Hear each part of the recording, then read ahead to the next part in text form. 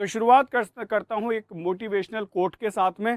तो भाई आज का आपका मॉर्निंग मोटिवेशन है, success is not final, failure is not fatal, it is the courage to continue that counts. मतलब क्या है भाई, सक्सेस क्या है, दैट इज़ नॉट फाइनल। आपको अभी लगता होगा कि एग्ज़ाम निकल जाए तो बस हमारी सक्सेस कंप्लीट हो जाएगी, इट्स नॉट। आपको बहुत कुछ बेटा अभी पढ़ना बाकी रह जाएगा, और आपके जो मतलब पंख है ना वो और खुल जाएंगे कि अभी हम यहाँ पहुँचे, फिर क्या होगा कि भाई मैं और सीनियर बन जाऊँ, और ज़्यादा स्टार्स लग जाएँ, ठीक है। तो कहने का मतलब ये है कि सक्सेस इज़ नॉट फाइनल, ये फाइनल थोड़ी है। And failure is not fatal, ऐसे बेटा फेलियर कभी फेटल नहीं है। मे बी आपको कभी सिलेक्शन ना हो तो घबराने वाली बात क्या भी है, you have numerous opportunities to go, it is the courage to continue that counts. और ये क्या है, ये असलियत में वो करेज है जो बेटा काउंट करता है। मतलब नेवर एंडिंग या नेवर क्विटिंग एटीट्यूड, कि कैसा एटीट्यूड जो कभी क्विट नहीं करने देता। तो चलो शुरुआत करते हैं, फटाफट से आ जाओ बेटा, आज के आपके क्वेश्चंस आपके सामने हैं।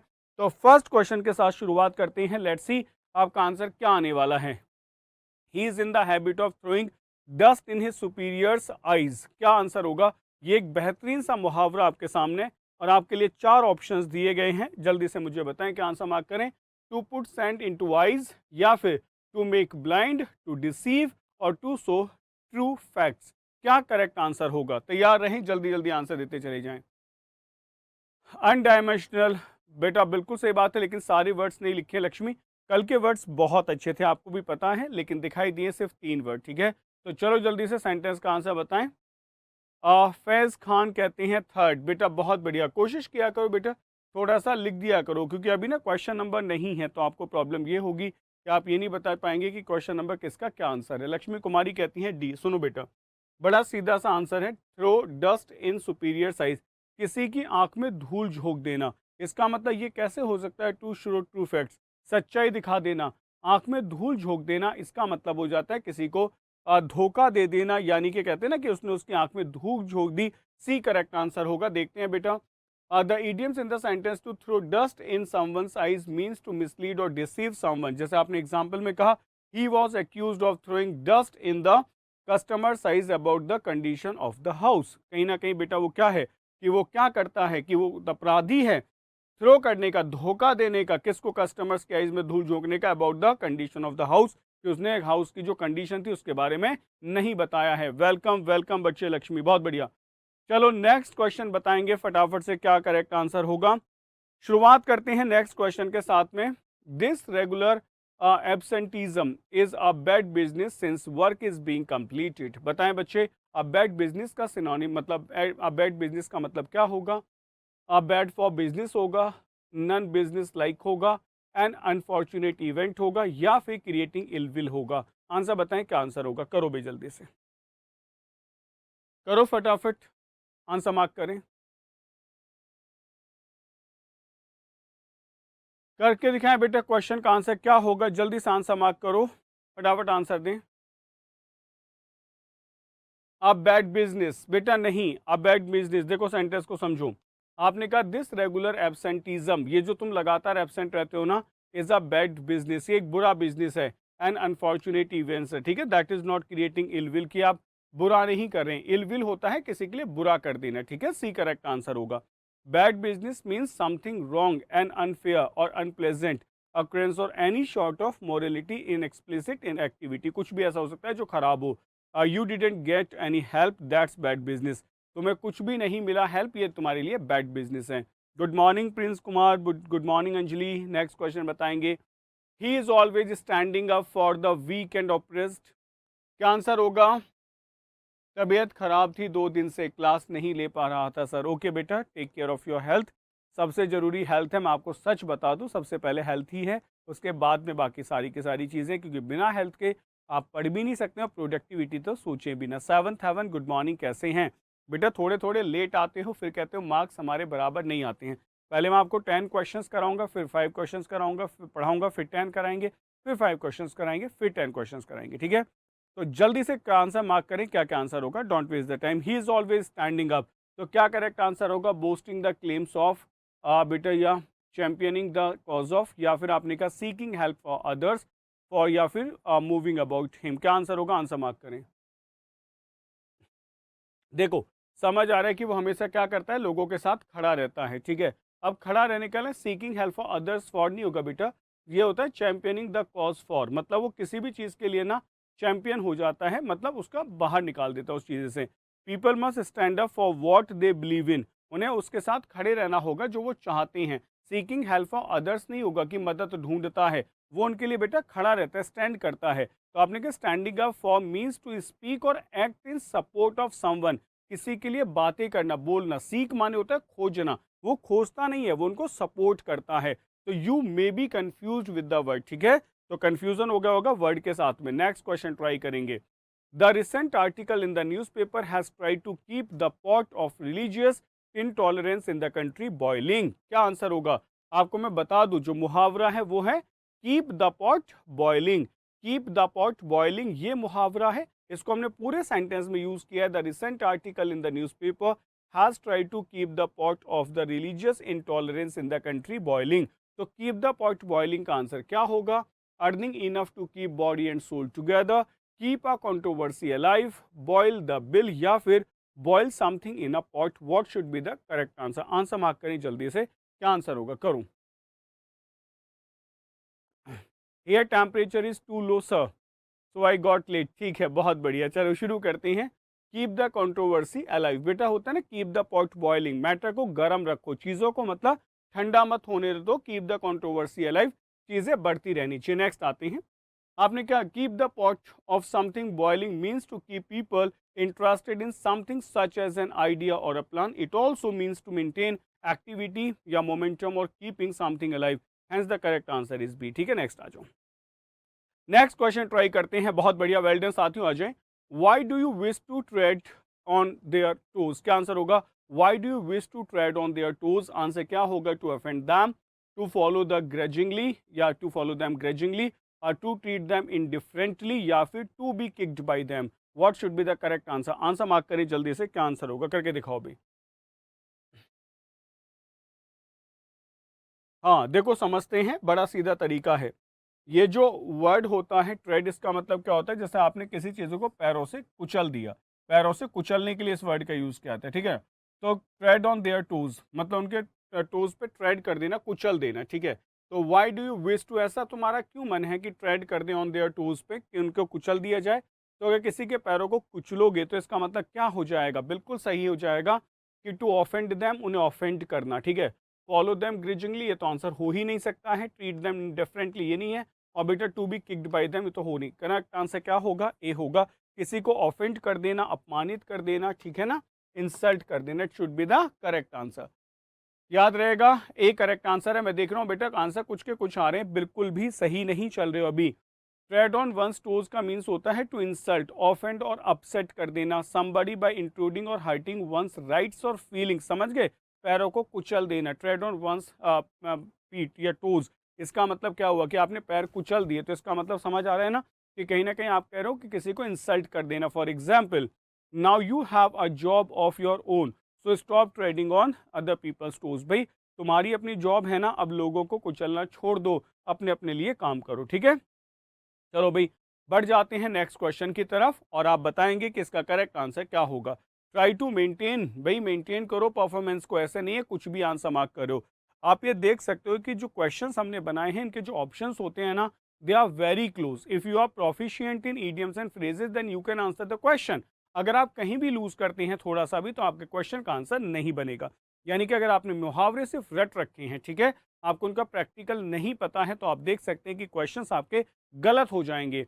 The account of the murder made her flesh creep, the account of the murder made her flesh creep, क्या आंसर होगा? मेड हर सैड होगा, सरप्राइज्ड होगा, मेड हर क्राई बिटरली होगा, या फिल्ड हर विद हॉरर होगा। Answer mark करें, क्या answer होगा? करो बेटा जल्दी से, फटाफट आंसर मार्क करो, फटाफट आंसर देते चले जाएं, ठीक है। मुझे लगता है कि आप अगर यहाँ से पहला वाला वर्ड भी लिख देंगे तो ज़्यादा क्लियर हो जाएगा कि आपने कौन सा आंसर दिया। थोड़ा जल्दी से आंसर देने की कोशिश करो, और आज कोई सेंटेंसेस तो बना ही नहीं रहा है, ठीक है। हाँ, फिल्ड हर विद हॉरर, भाई आपने कहा the account of the murder made her flesh creep, यानी कि आपने किसी मर्डर केस के बारे में सुना, जैसे अभी सरदा मर्डर केस के बारे में आप सुनते रहते हैं, तो हो क्या रहा है कि कहीं ना कहीं बेटा आपका जो फ्लैश है वो क्रीप कर रहा है ना। तो फिल्ड हर विद हॉरर, आप कहीं ना कहीं हॉरर से भरे हुए हैं। D should be the correct answer here. Now let's see, make one's flesh creep means to give someone a feeling of uneasiness और to cause one to shudder with disgust or fear. In this sentence, the lady had a feeling of anxiety or horror on the account of the murder. तो एक example देखते हैं. I hate the things that crawl that make my flesh creep. मतलब मैं कहीं ना कहीं ऐसी चीज़ों को हेट करता हूँ जो क्रॉल करती हैं. That make my flesh creep. मतलब जैसे आपने कहा मुझे स्नेक से बहुत डर लगता है. ठीक है, बेटा ध्यान से करो ना क्वेश्चन. तभी तो हम कह रहे हैं अपना पेन पेपर पास में रखो, नोट करो क्वेश्चंस जो गलत होते जा रहे हैं, नोट करते चले जाओ. नेक्स्ट क्वेश्चन है, आपने कहा their business is now on its last leg. बहुत आसान मुहावरा है, सबका सही होना चाहिए. Their business is now on its last leg मतलब अबाउट टू फ्रक्चुटी होगा बेटा, या फिर आपने कहा अबाउट टू पैरिश होगा, अबाउट टू प्रोड्यूस रिजल्ट होगा, अबाउट टू टेक ऑफ होगा. आंसर बताएं क्या आंसर होगा. About to fructify. ठीक है, बताएं क्या आंसर हो. फटाफट मुझे आंसर करें क्या इसका आंसर होगा. करो भाई जल्दी से.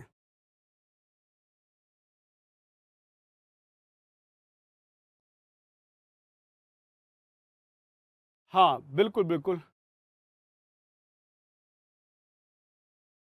तो करेक्ट आंसर क्या होगा बेटा. About to fructify, about to perish. About to perish का मतलब होता है किसी चीज़ का खत्म हो जाना. अब ये पैरिस वर्ड नहीं पता होगा इसीलिए आपका क्वेश्चन का आंसर ब्रेक नहीं हो रहा है.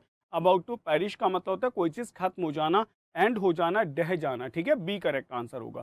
तो देखते हैं, आपने कहा on one's last leg means near to the end of life और existence, that is the time period of someone और something is ending. For example the marriage is now on its last legs. बेटा कहीं ना कहीं शादी अब टूटने वाली है, बिल्कुल अपनी लास्ट लेग पर है. नेक्स्ट आ जाऊं. नेक्स्ट हमारा क्वेश्चन क्या है देखते हैं. हमने कहा although he has failed in the written examination he is using the backstairs influence to get the job. क्या आंसर होगा. पॉलिटिकल इन्फ्लुएंस होगा, इन्फ्लुएंस फ्रॉम द बैकस्टेयर्स होगा, या डिजर्विंग एंड प्रॉपर इन्फ्लुएंस होगा, या फिर सीक्रेट एंड अनफेयर इन्फ्लुएंस होगा. Answer बताएं क्या आंसर होगा.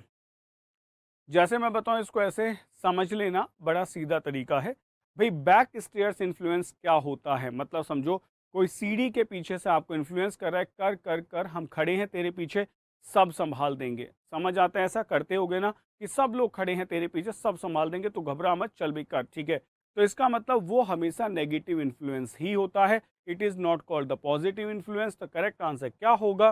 करेक्ट आंसर होगा बेटा सीक्रेट एंड अनफेयर इन्फ्लुएंस. ठीक है, बैक स्टेयर्स इन्फ्लुएंस कभी भी पॉजिटिव नहीं हो सकता है. जैसे अगर आपको याद आता हो एक वर्ड होता है अबिट, ABET, अबिट. याद आ रहा है.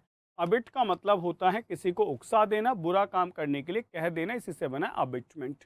Let's see. Back stairs influence deals with the secretive, private या फर्टिबेटर जो भी होते हैं ना एक्शंस, और behind the scene impact over the person और authority. It means using some secret and improper influence for achieving something. For example, he got promotion through backstairs influence. उसको जो प्रमोशन मिला है वो कहीं ना कहीं 2 नंबर से मिला है, 1 नंबर से नहीं मिला है, बैकस्टेयर्स इन्फ्लुएंस से मिला है. नेक्स्ट क्वेश्चन बताएंगे. He intend setting up as a lawyer in the adjoining district. Answer बताएं क्या आंसर होगा. सेटिंग अप का मुहावरा फ्रेज क्या होगी. To establish himself, to migrate, to join, to settle. Answer बताएं क्या आंसर होगा. करो बेटे जल्दी से आंसर. बहुत बढ़िया, करके दिखाओ. देखो मैं आपको फिर बता रहा हूँ, सेशन को एक बार लाइक और शेयर कर दो. और मैं आपसे क्या कह रहा हूँ कि अभी हमारे पास कितने क्वेश्चंस हैं. पहले 10 क्वेश्चंस प्रैक्टिस के लिए, फिर मैं 5 आपको नए वर्ड पढ़ाने वाला हूँ, फिर हम 10 क्वेश्चंस प्रैक्टिस करेंगे, फिर पढ़ेंगे, फिर प्रैक्टिस करेंगे. ठीक है, अगर आप पूरी क्लास की बात करें तो आज हम 40 मुहावरे डिस्कस करने वाले हैं. करेक्ट आंसर होगा टू एस्टैब्लिश हिमसेल्फ. बिल्कुल सही आपने आंसर दिया, वेल डन. सेटिंग अप का मतलब होता है टू एस्टैब्लिश हिमसेल्फ. ठीक है, नेक्स्ट क्वेश्चन देखते हैं. हमने क्या लिखा. Setting up means to raise to a higher position और power like in an office.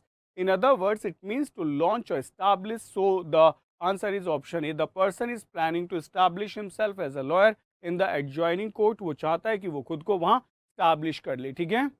He knows that his father always provides him backstairs influence in written examination. ठीक है बच्चे, सही है. Although Ravi felt lonely in his fight against the wrong, he decided to take the bull by the horns. To take the bull by the horns का मतलब क्या होगा. बेटा convince others of his stance के लिए, या गिव अप हिज फाइट होगा, put forward all his करेज होगा एंड स्ट्रेंथ होगा, या फिर अपोलोजाइज फॉर हिज एक्शंस होगा। जल्दी से बताएं क्या करेक्ट आंसर होगा। ठीक है, आपका मुहावरा क्या है? आपका मुहावरा है take the bull by the horns, मतलब बेटा convince others of his stance होगा, या गिव अप हिज फाइट होगा, put forward all his courage and strength होगा, अपोलोजाइज फॉर हिज एक्शंस होगा। फटाफट से आंसर मार्क करने का आंसर होगा। ठीक है, देखो बड़ा सीधा है। बाहुबली आपने देखी होगी मूवी, ठीक है, तो बाहुबली में जो भटलाल था वो रोकता है ना उसको बेटा बुल को, तो करता क्या है? Take the bull by horns, की हॉर्न्स पकड़ लेना बुल के। इसका मतलब करेक्ट आंसर हुआ put forward all his courage and strength, अपनी पूरी जान लगा देना किसी काम के लिए। ठीक है, जैसे आप कोशिश करते हो कि इस काम को मैं करके मानूंगा, इस खतरे को मैं टाल के मानूंगा, तो that is called to take the bull by horns in an idiom, that means to face a stiff और डिफिकल्ट फाइट हेड ऑन, जो भी आपके सामने है। Hence we can say that the Ravi decided to put forward all his courage and strengths, जो होगा ये आपका करेक्ट आंसर होगा। नेक्स्ट बताओ। चलो अब मैं आपको कुछ नए मुहावरे पढ़ा देता हूँ, पहले पढ़ते हैं और फिर दोबारा से प्रैक्टिस करते हैं। ठीक है, आ जाओ। Every cloud has a silver lining, बेटे आपके लिए मोटिवेशनल मुहावरा है।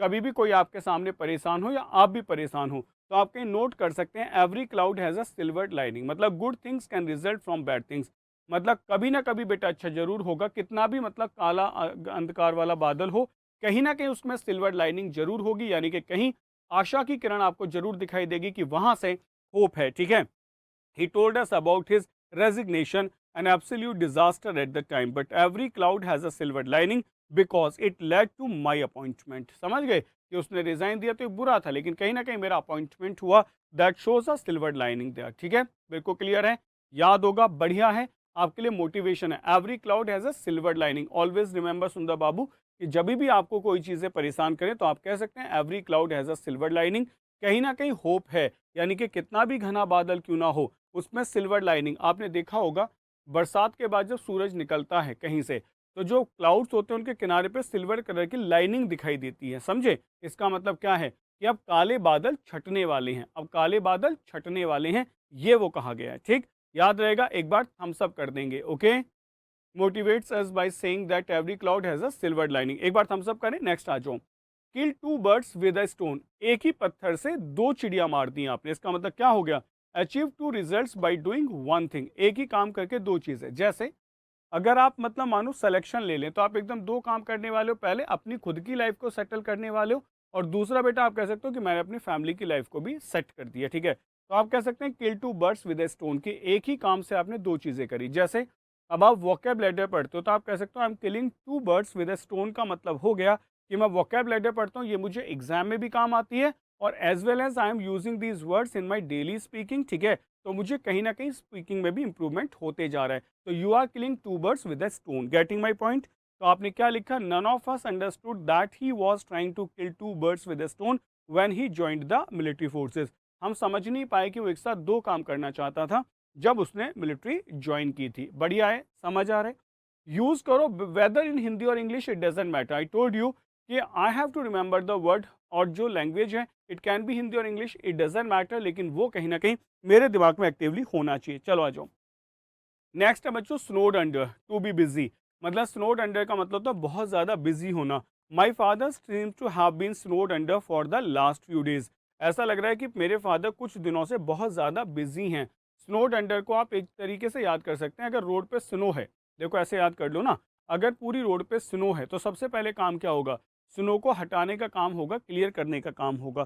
तो स्नोड अंडर है, आपने कहा सब जगह स्नो है, first we have to clear the snow, then we have to set the track. इसका मतलब हम बहुत ज्यादा बिजी हैं because we have to clear the snow. Next आता है are to break someone's bubble, बेटा किसी का बबल ब्रेक कर देना मतलब to do or say something that proves someone else's belief are not as true. ठीक है, जैसे देखो आपने कहा कि कोई पॉलिटिकल पार्टी है और उसका बहुत ज्यादा हाइप है। ठीक है, सब लोग कहते हैं बहुत बढ़िया पॉलिटिकल पार्टी और बहुत बड़ी होती जा रही है, लेकिन किसी ने छोटी सी पिन मार के उसका बबल फोड़ दिया। इसका मतलब क्या हो गया कि उनका जो इन्फ्लुएंस था ना उसको एकदम से खत्म कर दिया गया। तो आप कहते हैं ना कि उसका बबल फोड़ दिया गया। कभी कभी क्या होता है कि आप बहुत एक्साइटमेंट में बहुत सारी चीजें बता देते हो और कोई आदमी एक छोटा सा क्वेश्चन पूछ लेता है और आप उसका आंसर नहीं दे पाते हैं, तो आप क्या कह सकते हैं?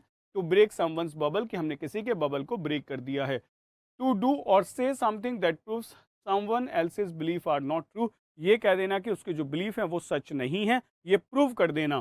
तो आपने कहा बेटा Glenn just broke my bubble when he said that he was a part of the new project. उसने एकदम से मेरा बबल फोड़ दिया जब उसने कहा कि he is the part of the new project. ठीक है। Nowadays in my village farmers are snowed under field. बिल्कुल, आजकल हो सकता है कि आपके गांव में बहुत ज़्यादा लोग काम कर रहे हो, बहुत बिजी हैं। Are to be very careful with your actions and words, मतलब वॉक ऑन एक्शंस। बेटा अगर आप एक्शंस पे चलेंगे तो to be very careful with your actions and words. अब आप ऐसे समझ लो एक्सेल्स पड़े हुए हैं सारे पैरों के नीचे, अब आप उस पर चलोगे तो सही बात है, उनके जो क्रीकिंग की आवाज़ होगी वो तो आएगी ही आएगी ना, तो उससे लोग डिस्टर्ब्ड हो सकते हैं। तो आप कैसे चलोगे? बहुत संभल के कि आवाज़ ना आ जाए। समझ पा रहे हैं? तो क्या है वॉक ऑन एक्शंस का मतलब है to be very careful with your actions and words. और एक और बात है कि अगर आप बेयर फुटेड हैं तो आप इसलिए भी ध्यान रखेंगे कि कहीं एक्शल्स आपके पैर में ना चले जाएं, चुभ ना जाएं। ठीक है। तो वॉक ऑन एक्सेल्स का मतलब है बहुत ध्यान से कोई काम करना कि ना तो उनकी आवाज़ आनी चाहिए और ना ही वो आपके पैर में लगनी चाहिए। तो talking to my mom about my grades made me feel like I was walking on eggshells. सही बात है, मैं बहुत संभल के अपनी मम्मी को समझाने की कोशिश कर रहा था कि मेरे ग्रेड्स कितने हैं, क्योंकि पता था अगर जरा सी गड़बड़ होगी ना मम्मी को समझ नहीं आया तो एक चाटा कस के लगने वाला था। तो that is called walk on the eggshells. ठीक है। नेक्स्ट बात करते हैं, नेक्स्ट आ जाऊँ। चलो भाई शुरुआत करते हैं फिर से 10 नए मुहावरों की, और मैं देखना चाहूंगा कि इस बार आपका रिजल्ट कितना है। पहले वाले में आपने नहीं बताया, कोई बात नहीं है, but now again we have 10 questions to go in stretch and I want you all कि आप 10 आउट ऑफ 10 लेके आए। तो चलो देखते हैं, शुरुआत करते हैं। पूरा दिमाग लगा दो, ध्यान से सोचो, सेंटेंस को पढ़ने की कोशिश किया करो, व्हाट द सेंटेंस इज। आप यहां से मीनिंग निकालेंगे and then you have to answer the question. So very first sentence right now it is here. As the situation got out of control, the Speaker of the Parliament tried to put oil over troubled waters. To put oil over troubled waters का मतलब क्या होता है? Calm the situation, take advantage of the situation, jump into the fight और remain indifferent to the situation. तो फटाफट बताएं what should be the correct answer. जल्दी से मुझे आंसर मार्क करके दें। करो भाई जल्दी से, फटाफट फटाफट आंसर दें। जैसे इस क्वेश्चन का आंसर है काम है, टेक है, जंप है, रिमेन है, तो पहला वाला वर्ड आप लिख देंगे तो I will come to know कि आपने किस क्वेश्चन का आंसर दिया है। बहुत बढ़िया भूमेश्वर, बिल्कुल सही। तो आपने क्या लिखा बेटा? Put oil over troubled waters. Troubled waters का मतलब होता है कष्टों के दिन। जैसे nowadays I am in troubled waters. सुन लो, ये जो है ना, ये जो लिखा गया है बेटा ट्रबल्ड वाटर्स, ये खुद एक मुहावरा है जिसका मतलब होता है बी इन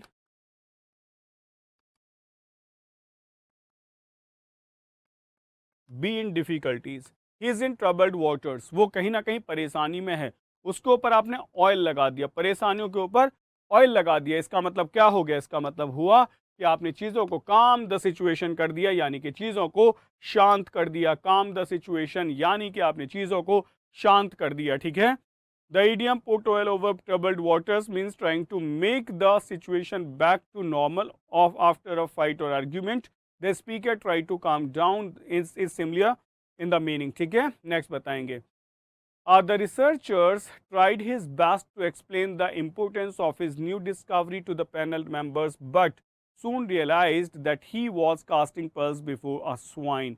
तो क्या करेक्ट आंसर होगा? मुहावरा है casting pearls before a swine. Option दिए गए, he realized that the panel members would take his suggestion seriously. He realized that he disclosed the information to a greedy panel. He realized that he had come to the right group of people, or he realized that the panel members cannot appreciate his findings. Answer बताएं क्या answer होगा? फटाफट से question का answer दें। बहुत बढ़िया, फटाफट आंसर दो। लेट्स सी कि कितने बच्चे बता सकते हैं। मुहावरा है casting pearls before a swine. बिल्कुल सीधा सीधा है। स्वाइन हम जानते हैं पिग को कहते हैं। ठीक है। पिग के लिए आता है ना यू स्वाइन, एक गाली भी होती है, स्वाइन फ्लू इसी से फैलता है। तो स्वाइन पिग के लिए आता है। ठीक, क्लियर हो गया।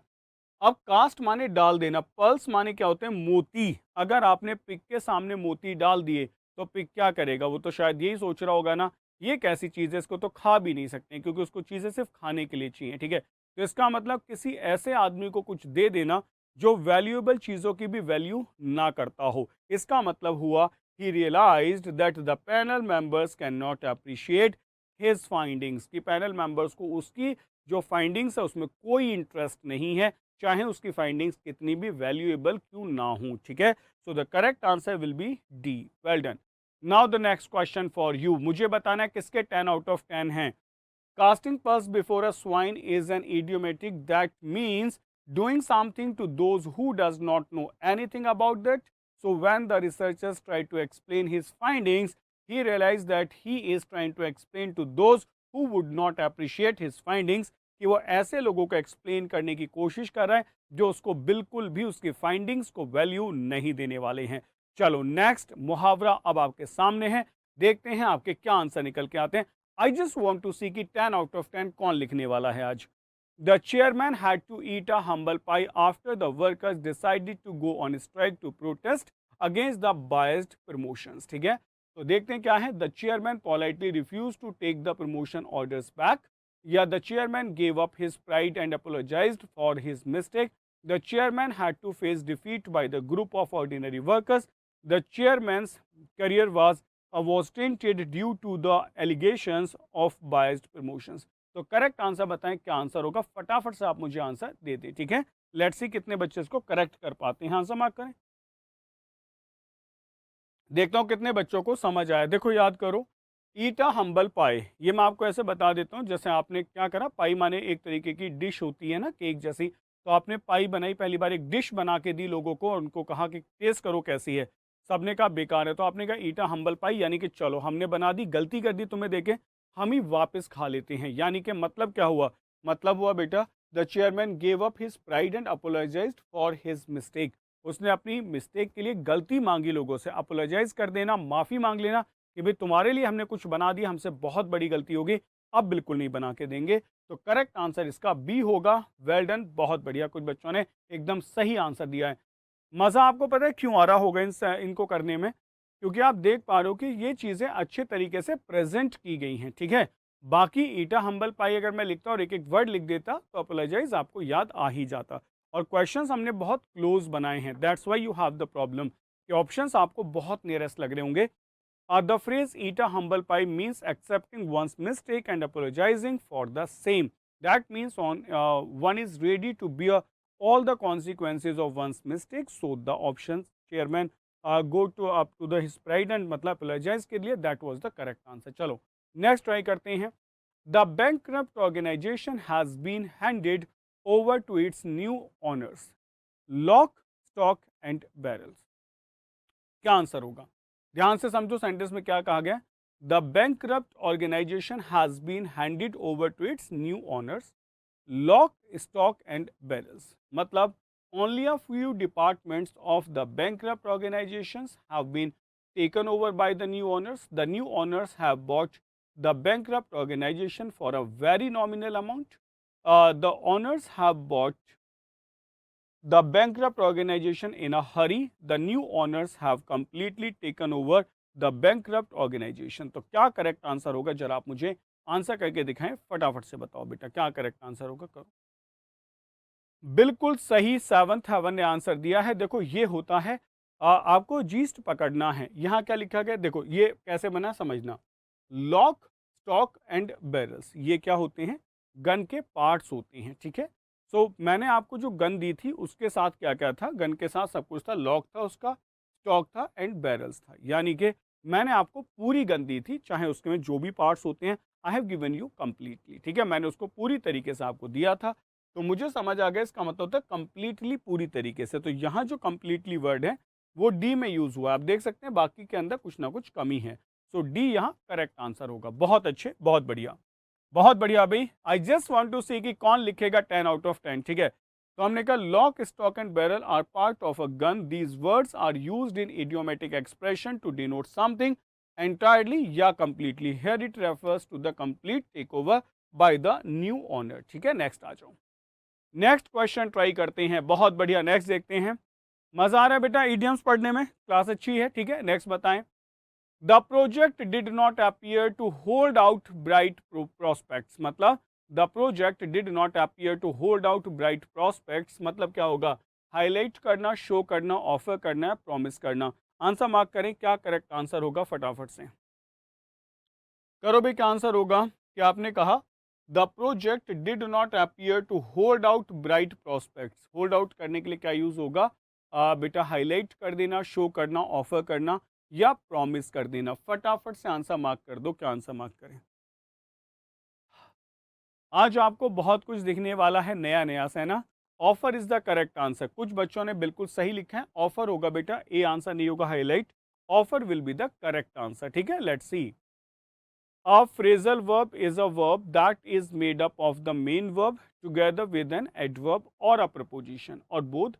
Hold out is a phrasal verb and its meaning in beta क्या है, is to physically extend something to someone or something, मतलब so the correct answer will be C, यानी कि ऑफर करना इसका करेक्ट आंसर होगा। नेक्स्ट आ जाओ। Reena is a kind of a person who wears her heart on her sleeve. क्या answer होगा? Reena is a kind of a person who wears her heart on her sleeve. Answer बताएं, क्या answer होगा? करो भी। Reena is a kind of a person who wears her heart on her sleeve. क्या लिखें? Expresses her emotions freely, expresses या हर emotions कर्बिंगली, कर मतलब झुके हुए, एक्सप्रेसिंग हर इमोशंस ओपनली या एक्सप्रेसिंग हर एक्साइटमेंट स्पेयरिंगली। ठीक है, अलग अलग अलग थलग से। तो जल्दी से बता दें मुझे करेक्ट आंसर क्या होगा, फटाफट आंसर मार्क करूं। बिल्कुल सही बात है। करेक्ट आंसर होगा इमोशंस ओपनली या फ्रीली। ठीक है, कर्ब थोड़ी होगा, कर्ब करके या मतलब एक्सप्रेसेस हर इमोशंस ओपनली भी है। ठीक है, तो एक्सप्रेसेस हर ओपन्स फ्रीली या ओपनली। ठीक है, इन दोनों में से एक आंसर होगा। एक्सप्रेसेस हर इमोशंस ओपनली या फ्रीली। ठीक, तो बेटा ज़्यादा परफेक्ट होगा कि हम इसमें फ्रीली मार्क कर लें, मतलब वो फ्री है, मत किसी चीज़ से बाउंड नहीं है। ठीक है, तो A will be the correct answer. वैसे दोनों बहुत ज़्यादा क्लोज हैं। A should be the correct answer क्योंकि फ्रीली होगा। Wears her heart on her sleeve is an idiomatic expression, means ability to express emotions and thought quite easily. For example, that entrepreneur has proven that he wears his heart on his sleeve by his speech. ठीक है, मैं आपको बता दूं वो openly भी बहुत close है, लेकिन ज़्यादा सही होगा कि हम फ्रीली बात कर दें। फ्रीली का मतलब होता है जिसके ऊपर कोई बंधन नहीं है। ओपनली होता है जो मतलब ओपन है, यानी कि थोड़ा सा ऑप्टिमिस्टिक तरीके का है। ठीक है, तो फ्रीली आप इसका आंसर मार्क कर लिए। नेक्स्ट आ जाओ, नेक्स्ट क्वेश्चन बताएंगे। Nowadays one gets good literary books once in a blue moon। ये तो याद आ गया होगा, ये तो याद आ गया होगा। ठीक है, ये तो याद आ गया होगा। Nowadays one gets good literary books once in a blue moon, ये आपको याद जरूर आया होगा। From renowned publisher at very low cost या when moon gives blue light या rarely, ये आपको जरूर याद आ गया होगा भाई। ये तो मुहावरा है जो बचपन से हमें याद है ना। हाँ भाई, बिल्कुल सही बात है। ईद का चांद होना, once in a blue moon, rarely दिखाई देना। ठीक है, ईद का चांद होना। Once in a blue moon is used as an idiomatic which means something that occurs to appears very rarely. For example, once in a blue moon I go to the cinema only when there is a film I really want to see, जिसे मैं देखना चाहता हूं तो मैं कभी कभी cinema जाता हूं। ठीक है, आप भी कह सकते हैं once in a blue moon, हम अपनी स्टडीज़ को अलग हटा देते हैं। ठीक है, कभी कभी ऐसा होता है जब हम पढ़ना नहीं चाहते हैं, वरना हम डेली पढ़ते हैं। नेक्स्ट क्वेश्चन ट्राई करते हैं। He will certainly come to grief if he does not leave his present friends। क्या आंसर होगा? He will certainly come to grief if he does not leave his present friends। बताओ जल्दी से answer बेटा। Addicted होगा, to go up to, या go up to the extreme होगा, suffer होगा, इंजॉय होगा। Addicted, go up to the extreme, suffer and enjoy. फटाफट आंसर बताएं, कम टू ग्रीफ का करेक्ट आंसर क्या होगा? जल्दी से आंसर मार्क करो भाई, फटाफट आंसर मार्क करो।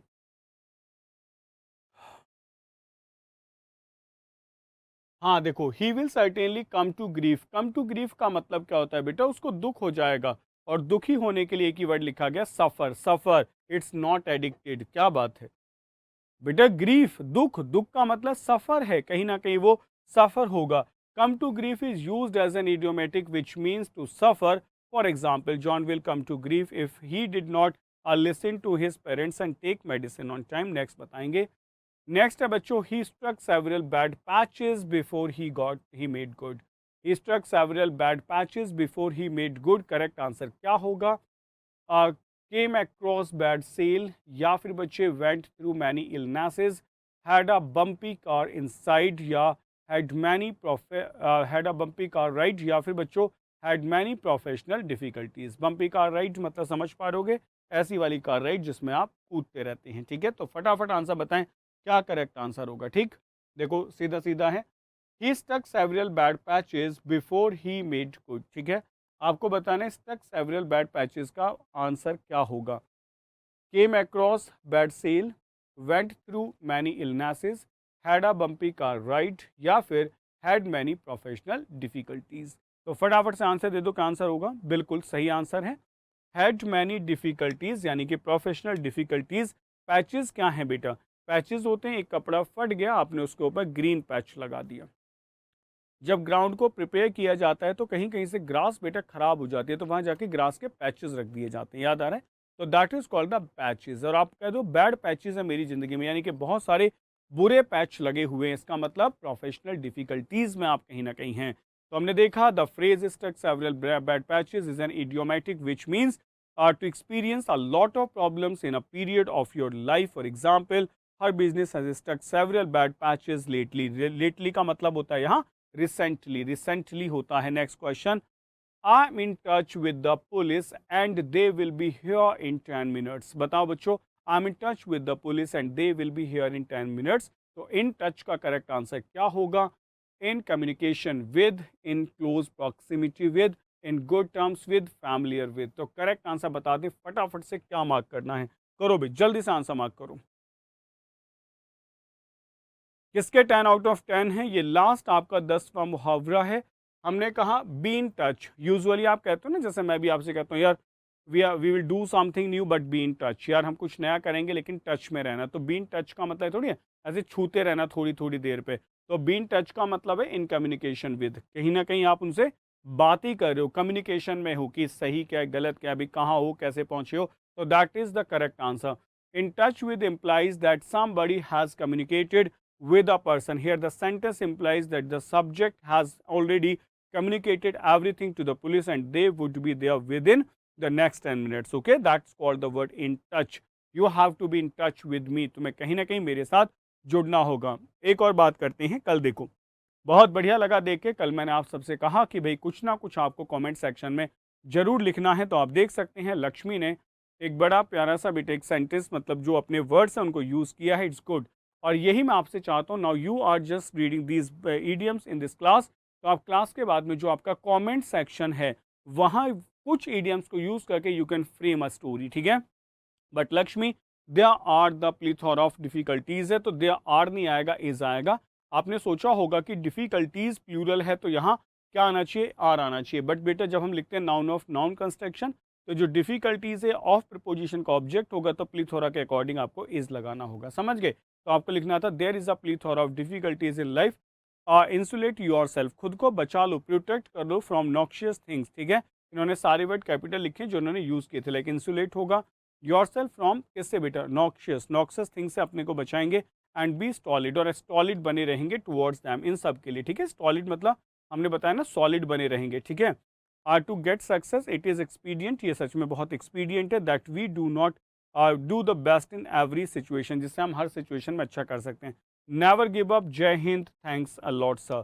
तो मैं आप सबसे भी यही चाहता हूँ कि भाई कुछ तो लिखो कमेंट सेक्शन में। Try to move your fingers on the keyboard and then feel the difference in you. आप देखेंगे आपके अंदर एक चेंज आएगा, 100% श्योरिटी है। क्योंकि मैंने आपको बार बार कहा है कि आप वही लिख सकते हैं जो आपके दिमाग में है, जो आपको याद है। आपने पढ़ा बहुत कुछ है बट आप लिख बहुत कुछ नहीं सकते हैं। आप एक काम करके देखो, आज कोई 2 पेज पढ़ें किसी बुक के, आपके 2 के 2 पेजेस आपके माइंड में चले जाएंगे क्योंकि आपने पढ़े हैं। बट लिख के देखेंगे तो आप शायद 4 लाइनें ना लिख पाएँ। इसका मतलब क्या है कि जो आपने पढ़ा है उसके कंपैरिजन में आप कितना आउटपुट दे पा रहे हो, और एग्जाम सिर्फ आउटपुट से निकलता है। तो मैं आपसे पर्सनली ये कह रहा हूँ, लिखना शुरू करें। ठीक है, और बहुत बढ़िया लक्ष्मी आप क्लास में है, nice to see you here. और मैं चाहता हूँ कि आप और अच्छा लिखें, और अच्छा लिखें। आई ट्राई माई बेस्ट कि भाई मैं वहाँ से, देखो मैं भी काम करता हूँ, वहाँ से क्रॉप किया, उठाया, आपको दिखाया। ठीक है, मैं यही चाहता हूँ कि आप भी ऐसा ही काम मुझे करके दिखाएं। ठीक, I want you all to be here, 1 by 1 सबके नाम यहाँ होने चाहिए। हमारा नेक्स्ट वर्ड है बेटा स्टील समवंस थंडर, किसी का थंडर चुरा लेना, मतलब directing the attention and doing something to gain praise and preventing another person from gaining praise. मतलब होता है स्टील समवंस थंडर का मतलब क्या है, कि मैंने आपका थंडर चुरा लिया। इसका मतलब आपका जो आकर्षण था ना, जो आपका चार्म बना हुआ था, जो आपका ऑरा बना हुआ था सोसाइटी में, वो चुरा लेना। आपने कहा मोनिका क्लेम्ड दैट जो रशियल है ना, try to steal her thunder, उसने उसकी पॉपुलैरिटी को चुरा लिया है। ठीक है, समझ पा रहे हो, उसने उसकी प्रॉपर्टी को चुरा लिया है। कॉल इट अ डे, बेटा ये सच में बहुत अच्छा मुहावरा है। मैं आपको कहता हूँ इसको डेली लाइफ में यूज़ करना शुरू कर दो बेटा। Call it a day to stop doing something, यानी कि बेटा गुड नाइट की जगह now it's time to call it a day, अब ये समय है बेड पे जाने का। तो कॉल इट अ डे का मतलब दो तरीके से आप यूज़ कर सकते हैं। Stop any activity that is called the call it a day, और इसका मतलब होता है जब आप बेड पे जाने के लिए, सोने के लिए तैयार रहते हैं, it is also called a call it a day. तो आपने कहा after the movie we had plan to go to the beach but we decided to call it a day as everyone was tired, तो हमने कहा चलो postpone कर देते हैं क्योंकि सब लोग थके हुए हैं। ठीक है, नेक्स्ट आते हैं, नेक्स्ट देखते हैं। देखो बच्चे, नेक्स्ट है आपका बेटर लेट देन नेवर। जैसा लिखा है वैसा ही समझ लो। Better late than never, to do something rather than not doing. मतलब आप कार चला रहे हो, बहुत तेज चला रहे हो, तो पीछे बैठा हुआ आदमी आपको सलाह दे रहा है बेटर लेट देन नेवर, यानी कि to do something rather than not doing. मतलब ज़्यादा अच्छा होगा कुछ तो करते रहो लेकिन धीरे धीरे करो, ऐसा ना हो कि जल्दबाजी में आप निकल ही लें। तो आपने कहा well we thought it was better late than never but where are the others, दूसरे कहाँ हैं। मतलब हमने सोचा था कि चलो लोग लेट आ जाएंगे, नेवर नहीं होगा, लेकिन बाकी हैं कहाँ ये तो बता दें। ठीक है, नेक्स्ट बताओ बच्चों, नेक्स्ट है स्टिक टू योर गन्स, अपनी गन से चुप के रहना। स्टे मोरली स्ट्रॉन्ग और to be firm in decisions especially when being opposed. Stick to your guns होता क्या है, जैसे अभी आपको कुछ मानो काम करना है, मान लेते हैं आपको एग्जाम देना है, घर वालों का बहुत प्रेशर है कि नहीं ये मत करो, हमारा तो घर का जो बिजनेस है आप उसको संभाल लो, या ये वाला काम कर लो, तुमसे ना हो पाएगा। तो आप कहते हो नहीं, स्टिक टू माई गन्स, मैं अपनी गन से स्टिक हूँ। जैसे भीष्म पितामह ने एक प्रतिज्ञा ली थी, समझ पा रहे हो कि मैं कभी भी शादी नहीं करूंगा। ठीक है, तो उन्होंने एक जो प्रतिज्ञा ली थी, तो आप उसके लिए कह सकते हैं कि Bhishma Pitamah stick to his guns, वो अपनी गन से स्टिक थे, यानी कि उन्होंने कुछ ना कुछ प्रतिज्ञा ली थी। तो इसलिए morally strong to be form in decision especially when being opposed, है ना। The lawyer asked Rakesh to stick to his guns if he wants to win the case. मतलब तुम्हें अपनी बातों से रुके रहना पड़ेगा अगर तुम चाहते हो कि केस जीतना है। Next, clouds on the horizon, मतलब क्या है, प्रॉब्लम और ट्रबल्स। मतलब देखो आप क्या करते हो बेटा, जब आपको बादल दिखाई देते हैं कहीं होराइजन पे, तो आप क्या करते हैं, अपना छाता लेके निकलते हो घर से कि भाई आज तो बारिश हो सकती है, छाता ले लो कहीं भीग ना जाए हम लोग। तो आपने क्या कहा, क्लाउड्स ऑन द होराइजन, कहीं ना कहीं मुझे क्लाउड्स दिख रहे हैं। आपने नेगेटिव जो जितनी भी हॉरर मूवीज होंगी, इसमें आपने देखा होगा कि जब भूत की या किसी की एंट्री होती है जंगल में, अब तो चीज़ें बदल गई, पुरानी मूवी में ठीक है, तो जंगल में भूत आता था जाता, तो थोड़ा सा एक धुआं फ्यूम जैसा दिखाई देता था, याद आ रहा है, क्लाउड्स उठने लग जाते थे, तो पता चलता था आत्मा अब इधर से ही आएगी क्योंकि क्लाउड्स इधर ही उठ रहे हैं। तो आप ऐसे इसको याद करो, क्लाउड्स ऑन द हॉराइजन, कहीं ना कहीं आपको बेटा क्लाउड्स दिखाई दे रहे हैं, प्रॉब्लम्स और ट्रबल्स आपको दिखाई दे रहे हैं। ठीक है, Vishnu sensed that there were multiple clouds on the horizon, उसने सेंस कर लिया कि हॉराइजन पे बहुत सारी समस्याएं हैं। ठीक है, कहीं ना कहीं बहुत सारी समस्याएं उठने वाली हैं। Bhagat Singh was stick to his guns, बिल्कुल सही बात है। तो चलो अब हम शुरू करते हैं एक बार और। 10 आउट ऑफ 10 का एक मौका और आपके पास है, तो देखो बेटा क्या आप 10 आउट ऑफ 10 ला सकते हैं। तो एक मौका और आपके सामने 10 क्वेश्चंस का। शुरुआत करता हूं पहले क्वेश्चन के साथ में, बस ये देखना है किसमें कितना है दम। पहला क्वेश्चन है to turn tail, to turn tail का आंसर क्या होगा, shift one position, run away in the presence of या समथिंग कंसील्ड। जल्दी से मुझे आंसर बताओ क्या करेक्ट आंसर होगा, करो भाई फटाफट फटाफट आंसर दो। टू टर्न टेल, एक बार और देखते हैं कितने बच्चों के पास अपॉर्चुनिटी है जो 10 आउट ऑफ 10 लाते हैं। And this is the last opportunity of the day, बात समझ गए, this is the last opportunity of the day. तो चलो शुरू करते हैं। सुंदर बाबू आपका पहला ही गलत हो गया, run away will be the correct answer. कुछ बच्चों ने पहला ही गलत कर दिया। अच्छा, दोनों आंसर दिए हैं आपने, ठीक है, गुड। अब कौन सा वाला माने ये आप देख लो। A turn tail is a phrase, it means running away, retreat or make U-turn.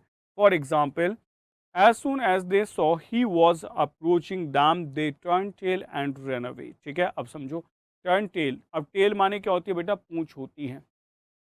Hindi में पीठ दिखा देना, इंग्लिश में पूंछ दिखा देना, याद रहेगा। कितना सही है बेटा, हिंदी में कहते हैं ना पीठ दिखा के भाग गए, इंग्लिश में पूंछ दिखा के भाग गए, ठीक है। आ गया याद? ओके, तो मुझे बताओ क्लियर हुआ? टर्न टेल याद रहेगा बेटा, पूंछ दिखा के भाग जाना। अब आप ये कह सकते हो कि हिंदी में पीठ दिखाते हैं और इंग्लिश में पूंछ दिखाते हैं, ठीक है, याद कर लो, नहीं दिक्कत होगी। तो it means running away, retreat, पीछे हो जाना, और मेक अ यू टर्न, यानी कि अभी मुंह दिखा के आ रहे थे, अब पूंछ दिखा के वापस जा रहे हैं, ठीक है, याद कर लो। नेक्स्ट आ जाओ, बहुत बढ़िया। ठीक, नेक्स्ट देखते हैं। नेक्स्ट है to fight tooth and nail. आसान है, to fight tooth and nail मतलब to fight a losing battle, to fight purposefully, to fight cowardly, to make every possible effort to win. Answer बताएं, क्या answer होगा? करो बेटा जल्दी से, फटाफट से आंसर देना शुरू करो। सेशन को एक बार लाइक और शेयर भी कर देंगे और मुझे आंसर बताएंगे क्या करेक्ट आंसर होगा। देखो बात ये, to fight tooth and nail, जब आप किसी से लड़ाई होती है और आपके पास कोई हथियार लड़ने के लिए ना बचे, ठीक है, मैं कुछ हथियार है ही नहीं, तो आप क्या करोगे? उसको नोचना शुरू कर दोगे, काटना शुरू कर दोगे, ठीक है। तो to fight tooth and nail, आपने दांत भी यूज किए, नेल भी यूज किया, to make every possible effort to win, आपने अपनी पूरी जान लगा दी कि भाई कुछ होगा, हम जीत के मानेंगे। नेक्स्ट आता है बच्चे, the phrase tooth and nail means to try very hard to get something you want. For example, we fought tooth and nail to get the route of the new road change, ठीक है। Next आते हैं, give tit for tat, ये तो आपने याद होगा, tit for tat। Sir grammar session भी ले आओ as soon as possible। बेटा 7th है, I'm dying to start grammar sessions but there are some hurdles, I'm not going to break them, okay, that's why, otherwise I'm dying to start my grammar sessions। Next है बच्चे, give tit for tat का मतलब क्या होगा? Retaliate होगा, retreat होगा, resurrect होगा या फिर रिप्राइज होगा? जल्दी से बताएं क्या आंसर होगा, करो बेटा क्वेश्चन का आंसर। बिल्कुल, टिट फॉर टैट, बेटा कहानी है ना जैसे को तैसा, ठीक है। और ये कहाँ हमने पढ़ा था? मुझे अगर याद आता है तो हमने पढ़ा था वो जो फॉक्स और स्वान वाली स्टोरी थी, ठीक है ना, याद है ना, फॉक्स वाली, और वो स्वान था, लंबी टंग थी, तो वो उसकी बीक थी और वो उसको सर्व कर देती है एक प्लेटर के अंदर कि खा लो इससे। और वो ही जब जब फॉक्स जाती है तो उसको एक बीकर के अंदर देता है कि तुम भी खा के दिखा दो, ठीक है। तो टिट फॉर टैट, जैसे को तैसा, इट इज़ कॉल्ड डिटेलिएट। तो आपको स्वान वाली स्टोरी याद आती होगी, उसी स्टोरी से लिया गया है। The best possible meaning of the phrase tit for tat is retaliate, which means to counter attack or act simultaneously against someone or a situation on being insulted, injured or backstabbed, which might result in loss of both। Crash and burn क्या, sorry, crash and burn, बेटा crash and burn क्या होगा? It is to fail completely, to deceive, to gamble, to waste. बताओ बच्चों, crash and burn क्या होगा? To fail completely, to deceive, to gamble and to waste. फटाफट answer दे दें, क्या करेक्ट आंसर होगा? जल्दी से मुझे आंसर मार्क करो, करो बे। हाँ, आपने कहा क्रैश एंड बर्न, पहले कोई चीज़ क्रैश हुई, फिर उसमें आग लग गई। अगर क्रैश होती तो हो सकता है कि हमें कुछ मिल जाता, लेकिन अगर जल गई तो अब कुछ नहीं मिलेगा। तो करेक्ट आंसर क्या होगा? टू फेल कंप्लीटली, पूरी तरीके से किसी चीज़ का खत्म हो जाना। बहुत बढ़िया, नेक्स्ट बताएं। Know that it is necessary to start vocab from starting. बेटा स्टार्टिंग से शुरू करने की ज़रूरत नहीं है, मैं आपको बताऊँ ऑनेस्टली। आपको ज़रूरत है कि जितने सेशंस आपको मिल रहे हैं, are necessary to start vocab ladder from the start। Yesterday I was lecture 1 of the series, please guide me sir। बेटा देखो वैभव, मैं आपको बताऊं, जो vocab है it's a never ending process, ठीक है। इट्स नॉट द डे कि आपने डे 1 से याद किया और डे इस तक आप याद करेंगे तो आपको कंप्लीट हो जाएगा। और पहली वाली चीज़ें लाइक पीडीएफ्स हैं और रिकॉर्डेड सेशंस हैं, मुझे नहीं लगता है कि वो इतनी जल्दी याद हो पाएंगे।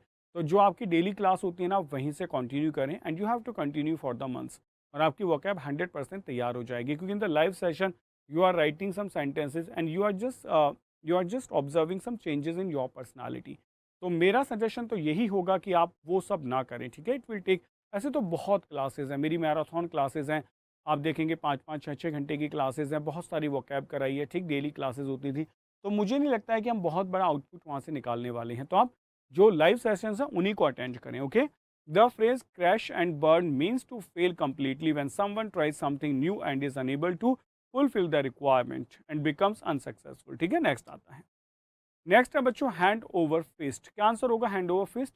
पैनिक होगा, स्टेट ऑफ हाई अलर्ट होगा, क्विकली एंड कॉन्टिन्यूसली होगा, गेट कंफर्टेबल होगा। जल्दी से आंसर बताएं क्या आंसर होगा? हैंड ओवर फिस्ट का आंसर क्या होगा? करो भाई।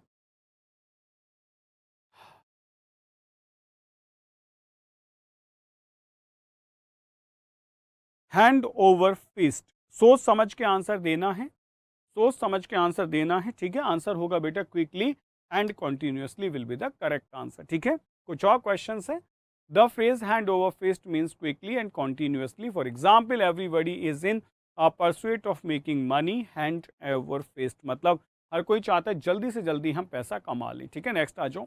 नेक्स्ट है बच्चों Nash over, Nash your teeth, ठीक है। एक बात याद रखना, जैसे जो वर्ड आते हैं ना जी एन एक साथ आ जाए तो इसमें बेटा जो जी है वो साइलेंट हो जाता है। जैसे आपने कहा GNAW, तो इसका मतलब नौ होता है, कट करना, कुतर देना। तो नैश ओवर टीथ का आंसर क्या होगा, जल्दी से मुझे बताएंगे। एक्सप्रेस रेज होगा, या ब्रश योर टीथ होगा, लाफ हिस्टेरिकली होगा, या फिर टेक अ बिग बाइट होगा, जल्दी से बताएं। फटाफट आंसर मार्क करो, क्या आंसर होगा, करो भी जल्दी से, क्वेश्चन का आंसर दो। फटाफट फटाफट आंसर दें, क्या आंसर होगा, ठीक है। चलो मार्क करते हैं। एक्सप्रेस रेज होगा बेटा, ठीक है। एक्सप्रेस रेज होगा, यानी कि अपने दांत को उतरते रहना, ठीक। आपका होगा the idiomatic gnsh your teeth means to show that you have become angry, okay. Rage means गुस्सा ही होता है। नेक्स्ट बताएंगे let something slip through one's fingers, क्या होगा बेटा, let something slip through one's fingers, क्या होगा, लॉस अ वेडिंग रिंग, या फिर not be able to understand a difficult concept, let go to certain unpleasant things, या to waste an opportunity to achieve something. Answer बताएं बेटा, क्या correct answer होगा, जल्दी से आंसर मार्क करो। देखो क्वेश्चन है आपका बेटा let something slip through one's fingers, कुछ आपकी उंगलियों से फिसल गया, तो let go of certain unpleasant things, मतलब किसी चीज़ का बेटा निकल जाना, ठीक है ना, किसी चीज़ का आप हाथ से निकल जाना, करेक्ट आंसर। सॉरी, एक minute, to waste an opportunity, बिल्कुल बेटा डी करेक्ट आंसर होगा, सॉरी, ऐसे मार्क करेंगे क्या, क्योंकि क्या लिखा गया है बेटा, that is let something slip through one's fingers, आपके हाथ से कुछ निकल जाना, तो to waste an opportunity to achieve something, मतलब कहीं ना कहीं बेटा अपॉर्चुनिटी को वेस्ट कर देना, ठीक है। नेक्स्ट आ जाओ, नेक्स्ट बताएंगे, नेक्स्ट क्वेश्चन ट्राई करो, डी आंसर है बेटा, ठीक है। The idiom let something slip through one's fingers का मतलब होता है टू फेल और यूटिलाइज एन अपॉर्चुनिटी, ठीक है, टू फेल हो जाना किसी चीज़ को यूटिलाइज करने के लिए। नेक्स्ट क्वेश्चन बताओ क्या होगा, to clip one's wings, to stop one from flying होगा, टू ट्रिम द लीव्स होगा, to deprive one of power होगा, टू हर्ट अ बर्ड होगा। देखो बड़ा सीधा है, समझ लो। जब आप लोग ज़्यादा इधर उधर घूमते हैं तो घर वाले एक बात कहते हैं ना, इसके पंख काटने पड़ेंगे, तो पंख काटने का मतलब क्या, आपके पास बाइक है, आपसे बाइक ले ली जाएगी, ठीक है।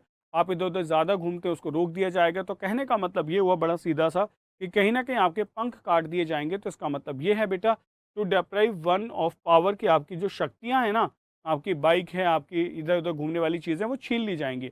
The phrase to clip one's wings means to limit someone freedom और to deprive them of their power, मतलब the kids need to be able to explore the world around them or don't clip their wings। Next आ जाओ, a gentleman at large का answer क्या होगा, a gentleman at large मतलब a man in the crowd होगा, a man without a job होगा, a man who runs around होगा, a man who is generous होगा। आंसर मार्क करें बेटा, करेक्ट आंसर क्या होगा, करो जल्दी से। देखो लिखा क्या गया है, अ gentleman at large, a gentleman at large का मतलब होता है अ मैन विदाउट जॉब, एक ऐसा आदमी बेटा जिसके पास कोई जॉब ना हो। डी नहीं होगा, डी नहीं होगा, बी आंसर होगा। The phrase a gentleman at large means a person who lost the job और is without any job. For example he became a gentleman at large during the lockdown because of the pandemic, pandemic की वजह से वो क्या हो गया बेटा, gentleman at large हो गया। नेक्स्ट बताएंगे स्मूथ रफल्ड फीदर्स के क्या करेक्ट आंसर होगा, स्मूथ रफल्ड फीदर्स मतलब बेटा com untidy hair make people feel less offended, या टाउजल समवंस हेयर, या फिर आपने कहा स्ट्रोक अ पेट एनिमल। तो करेक्ट आंसर क्या होगा, देखो समझो, आपके बाल उलझे हुए हैं, कोई आपके बालों में से हाथ घुमा घुमा के उसको सेट कर रहा है, यानी कि आप नाराज हैं, उसको कम करने की कोशिश कर रहे हैं। तो make people feel less offended कि यार आप ज़्यादा परेशान मत हो, आपको शांत किया जा रहा है, ठीक है। और जल्दी से मुझे बताएं किसके 10 आउट ऑफ 10 हैं। The phrase smooth ruffled feathers means to attempt to calm और प्लेकेट कर देना समवन हु इज एनॉयड, नाराज को शांत कर देना जो नाराज है। Her ability to smooth ruffled feathers and soothe others feeling were invaluable, ठीक है। तो ये आपके आज के बच्चे क्लासरूम प्रोग्राम था। आपका क्लास कैसा रहा आप मुझे बताएंगे, और एमबाइब की एप्लीकेशन को आज इंस्टॉल कर लेंगे। Keep imbibing. We believe in you.